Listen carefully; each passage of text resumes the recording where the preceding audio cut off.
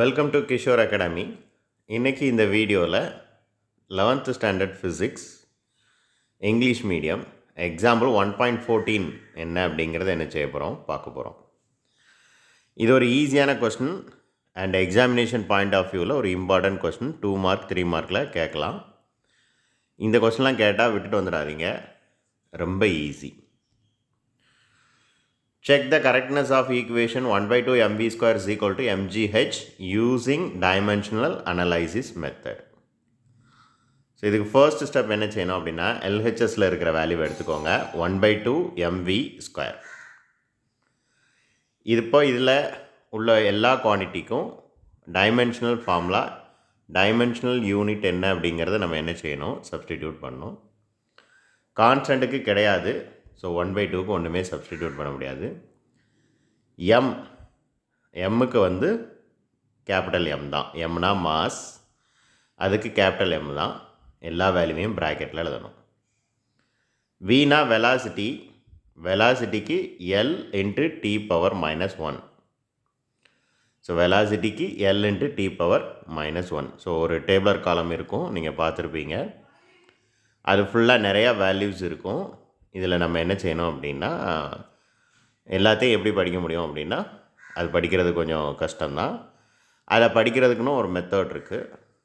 So அதை நான் இன்னொரு வீடியோவில் எக்ஸ்பிளைன் பண்ணுறேன். இப்போதைக்கு வெலாசிட்டிக்கு என்ன அப்படிங்கிறத என்ன செஞ்சுக்கோங்க, தெரிஞ்சு வச்சுக்கோங்க. L into T power -1. அப்போ இங்கே ஸ்கொயர் இருக்கிறதுனால இங்கே என்ன செய்யணும், ஸ்கொயர் பண்ணணும்.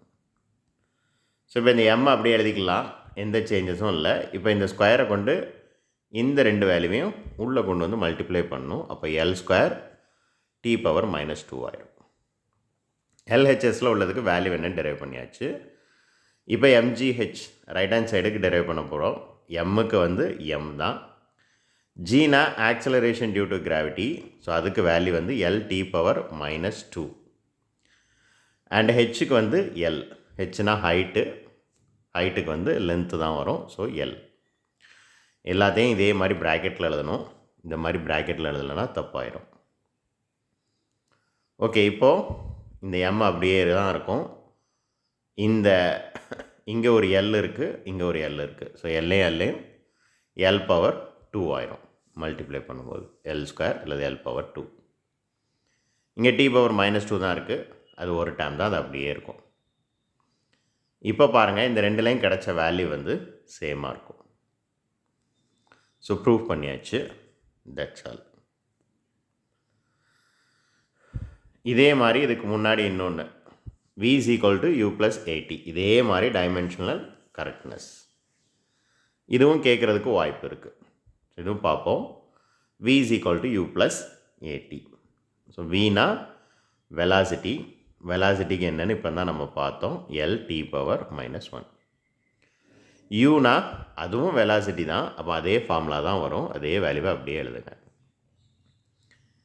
ஏனா ஆக்சலரேஷன் டியூ டு கிராவிட்டி,